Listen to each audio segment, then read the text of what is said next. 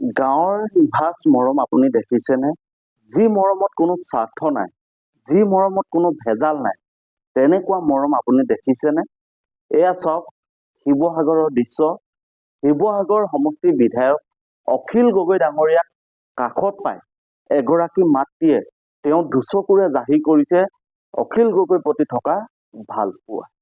হয়, এই আইতাগৰাকী দুচকুলৈ চাওক, তেওঁ দুচকুত ভাহি আহে অখিল গগৈৰ প্ৰতি থকা তেওঁ ভাল পোৱা, সেই নিভাঁজ মৰম, অফুৰন্ত যি ভাল পোৱা, এই সকলোবোৰ আচলতে আইতাগৰাকী দুচকুত ভাহি আহিছে।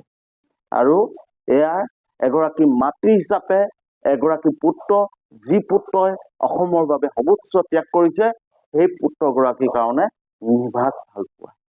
আপোনালোকে চাওক, আমি দৃশ্য দেখাই আছো। এয়া আইতাগৰাকী, আৰু আইতাগৰাকীয়ে অখিল গগৈ ডাঙৰীয়াক এসাঁজৰ ভাত খুৱাব নোৱাৰি তেওঁ পুহি থকা কুকুৰাটোকে ধৰি অখিল গগৈলৈ বুলি বান্ধি দি পঠিয়াইছে। সঁচাকৈ আমাৰ গাঁৱৰ মানুহ, যাক ভাল পায় হৃদয় ভৰি ভাল পায়, যাক ভাল পায় মনৰ পৰা ভাল পায়, আৰু যাৰ প্ৰতি ভাল পোৱা আছে সেই ভাল পোৱা নিভাঁজ আৰু নিস্বাৰ্থ।